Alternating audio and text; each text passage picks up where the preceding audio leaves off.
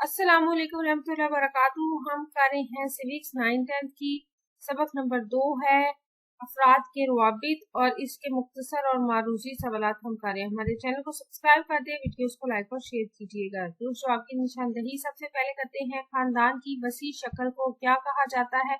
Community माशरती ग्रोह की इकाई है। फर्द माशरा से मुराद है साथियों का मजमुआ। कौम रियासत और कौमियत के मजमूए का नाम है। कौम की ये तारीफ किस मुफक्कर ने पेश की?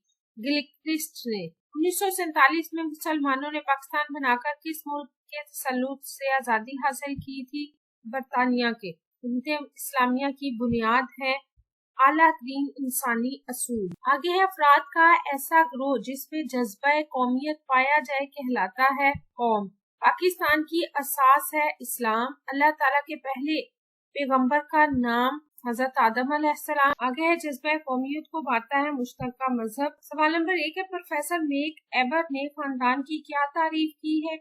खानदान की तारीफ। खानदान एक ऐसा ग्रोह है जो जिनसी रिश्ते की बुनियाद पर वजूद में आता है। ये रिश्ता बच्चों की पैदाइश और तरबियत के लिए जरूरी है। सवाल नंबर 2 है फर्द से क्या मुराद है? फर्द की तारीफ। फर्द माशरे की एक इकाई है। बहुत अफराद मिलकर खानदान, बरादरी, मुआशरा, कौम और मिल्लत बनाते हैं। रियासत में रहने पर इंसान को फर्द कहा जाता है और कदीम दौर में फर्द को शहरी कहा जाता था, लेकिन आजकल इन अफराद को शहरी कहा जाता है जिन्हें सियासी, माशरती और माशी हुकूक हासिल हो। सवाल नंबर 3 है मुआशरा बच्चे की निगहदाश्त और हिफाजत कैसे करता है? बच्चे की निगहदाश्त। बच्चा जब पैदा होता है तो वो बहुत कमजोर और बेबस होता है।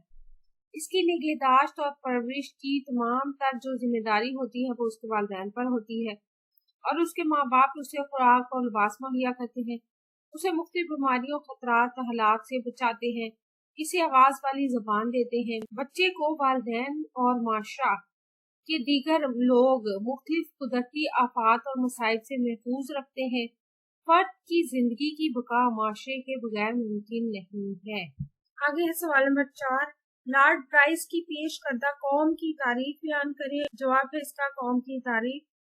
कौम अफराद का ऐसा ग्रोह है जिसमें जज्बा कौमियत पाया जाता है, जिनकी अपनी सियासी तंजीम हो और वो आजाद हो या आजादी हासिल करने की कोशिश कर रहे हो। सवाल नंबर 5 है JS मिल के मुताबिक कौमियत का इतलाक किस ग्रोह पर होता है? कौमियत का इतलाक लोगों के ऐसे ग्रोह पर होता है जिसमें एक दूसरे के लिए हमदर्दी और अखुवत के जज्बात का कार फरमा हो, जिनकी बिना पर इनमें बाहमी इश्तराक मौजूद हो। सवाल नंबर 6 है हमारे नबी हजरत मोहम्मद सल्लल्लाहु अलैहि वसल्लम ने खुतबा हज्जतुल विदा के मौका पर क्या इरशाद फरमाया? खुतबा हज्जतुल विदा।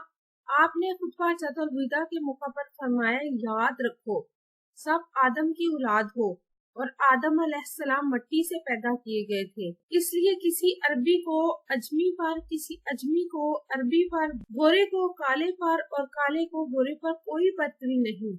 जिलत का दारो मदार सिर्फ तकवा पर है।